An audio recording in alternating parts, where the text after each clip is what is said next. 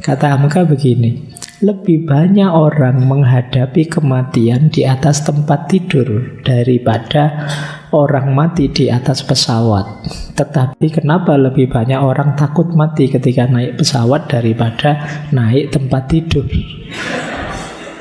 Kita kan sering begitu mikirnya. Kematian itu bisa kita temui di mana saja kok. Wah, saya takut Pak naik kereta, kemarin kecelakaan. Takut naik kereta. Lebih banyak orang yang meninggalnya di atas tempat tidur. Kok kamu tidak takut kalau malam hari mau tidur naik tempat tidur? Ini kan sindiran, bahwa ngapain sih takut mati? Kematian itu sesuatu yang pasti, satu-satunya yang pasti di antara semua yang tidak pasti dalam hidup kita adalah kematian. Takut mati boleh, tapi dalam rangka memperbaiki diri, menambah bekal hidup sesudah mati. Ini melanjutkan tentang takut tadi ya. Yang sumber orang tidak bahagia juga banyak ketakutan yang lain. Kata Hamka begini, jangan takut jatuh, karena yang tidak pernah memanjatlah yang tidak pernah jatuh. Jangan takut gagal, karena yang tidak pernah gagal hanya orang-orang yang tidak pernah melangkah. Jangan takut salah, karena dengan kesalahan yang pertama kita dapat menambah pengetahuan untuk mencari jalan yang benar pada langkah yang kedua. Tidak usah takut. Apa sih yang kita takuti? Apakah resiko? Resiko paling pahit, paling puncak kan kematian. Dan kematian pun itu sudah ada waktunya. Jadi yuk, ketakutan jangan sampai menghalangi kebahagiaan kita. Ini dulu pernah kita bahas khusus, philosophy of fear. Bagaimana kita memahami dan menata rasa takut dalam diri kita. Oke, saya tambah beberapa kunci kebahagiaan. Ini mungkin teman-teman nanti untuk bahan merenung ya ke belakang. Kata Hamka begini, orang bahagia tandanya dia serius dalam hidupnya. Banyak orang yang cuek dalam hidupnya. Tadi saya bilang banyak orang, apa saya mengalir saja. Hidup dijalani begitu saja kayak autopilot. Kata Hamka, ini sindirannya keras ini. Kalau hidup sekedar hidup, babi di hutan juga hidup.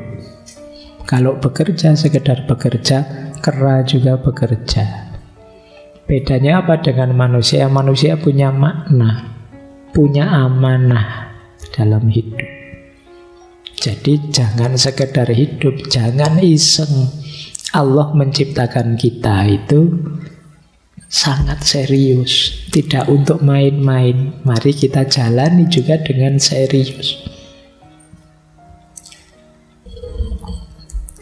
Jangan pernah merobohkan pagar tanpa mengetahui mengapa didirikan. Jangan pernah mengabaikan tuntutan kebaikan tanpa tahu keburukan yang Anda dapat. Intinya serius ya.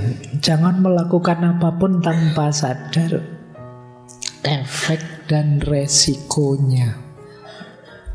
Ini kunci pertama, karena melakukan sesuatu tanpa sadar itu membuat kita menyesal pada akhirnya. Lanjut. Kunci kebahagiaan lagi adalah daya tahan. Hidup ini tidak senang terus, tidak sukses terus. Ada senangnya, ada sedihnya. Berarti apa? Ayo membangun daya tahan. Tahan menderita kepahitan hidup, sehingga penderitaan menjadi kekayaan adalah bahagia. Ini menarik ya, istilah penderitaan menjadi kekayaan. Saya kasih contoh begini ya. Dulu zaman saya kecil di rumah, itu kadang-kadang makan hanya pakai garam sama kelapa. Saat itu kan rasanya menderita lihat teman yang lain makan dengan lauk yang enak-enak. Tapi saat ini pengalaman makan itu jadi kekayaan saya, jadi kekuatan saya. Kamu bisa kok makan hanya kayak gitu. Saya bisa dan pernah melakukannya. Itu yang disebut penderitaan jadi kekayaan. Kalau kalian orang hebat, misalnya kayak tadi urusan pasangan hidup, wah saya itu Pak, siapa saja yang saya mau pasti tidak nolak kalau sama saya.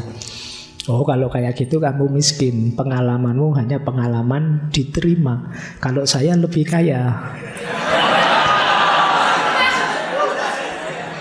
Pengalaman saya tidak hanya pengalaman diterima. Sebelum diterima itu saya ngalami ditolak lagi, saya lebih kaya. Itu yang disebut penderitaan sebagai kekayaan.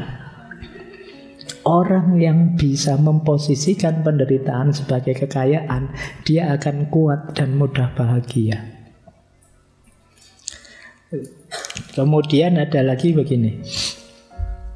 Sebesar-besar atau seberat-berat urusan jangan dihadapi dengan muka berkerut.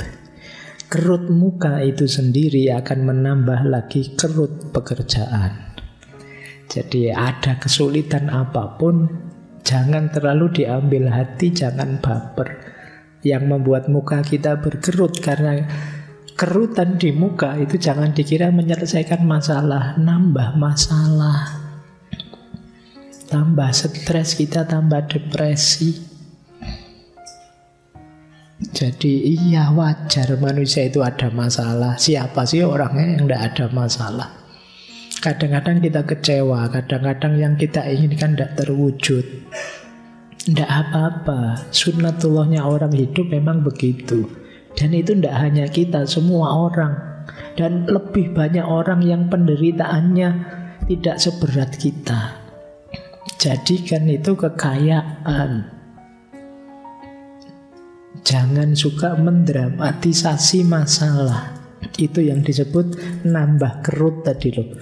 Walah masalah sepele kayak gitu aja, kayak mau kiamat aja kan gitu.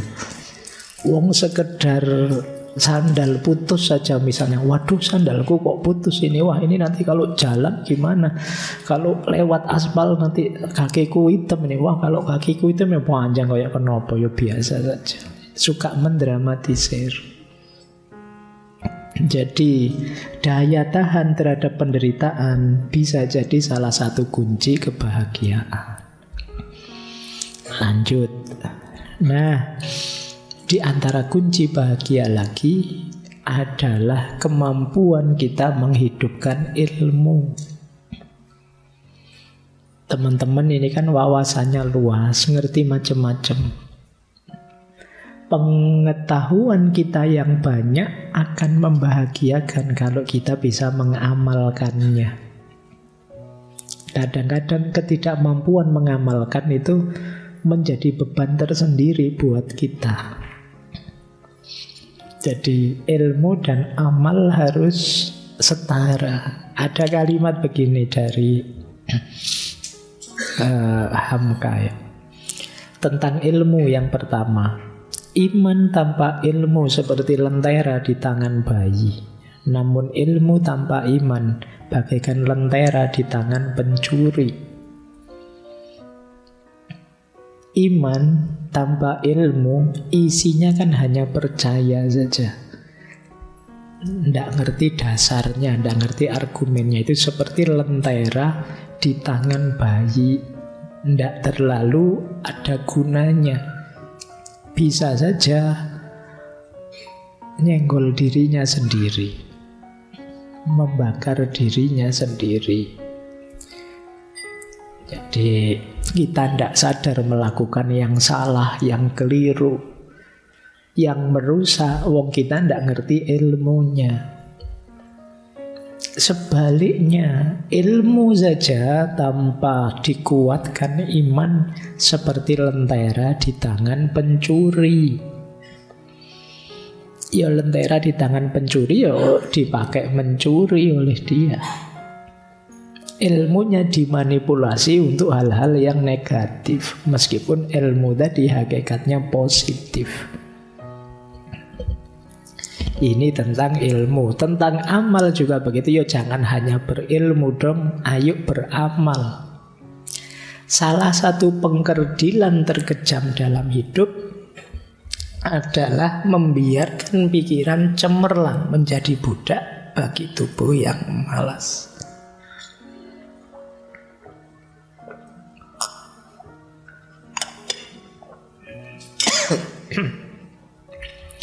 Jadi jangan malas, hidupkan ilmumu. Kalian akan bahagia. Ini munajat terakhir dari dulu pernah kita pakai di Lembaga Budi. Kitabnya Hamka yang dulu kita kaji. Ini kalimat ini dulu juga pernah kita pakai. Inilah kuncinya kebahagiaan. Kita baca ya untuk menutup sesi malam hari ini di sela-sela taburan batuk. Jadi kata Hamka begini: di dalam menempuh perjalanan hidup, janganlah mencoba menjaga jarak dari Tuhan. Mari kita sedekat mungkin dengan Dia. Sebab kendali yang sebenarnya terpegang di tangannya. Betapapun kita memegang kemudi bahtera menuju pelabuhan yang dicita-citakan, namun yang menentukan arah angin adalah Dia. Sebelum sampai ke tempat perhentian, jangan lekas puas dan gembira jika nasib selamat, tapi bersyukurlah. Dan jika angin ribut mengguncang bahtera sehingga seakan-akan tiang akan patah, janganlah terguncang jiwamu. Sebab sesudah angin ribut itu, alam akan terang kembali. Sebab itu hendaklah sabar. Imbangan pelajaran hidup adalah antara syukur dan sabar. Perhitungan laba dan rugi bukanlah di tengah pelayaran, tetapi di tempat perhentian terakhir. Jadi ada dua modal kita untuk hidup menuju kebahagiaan. Jangan lupa syukur dan sabar. Hidup kita hanya ada dua variabel, senang dan sedih, gagal dan sukses. Menghadapi senang dan sukses kita punya syukur, menghadapi sedih dan gagal kita punya sabar.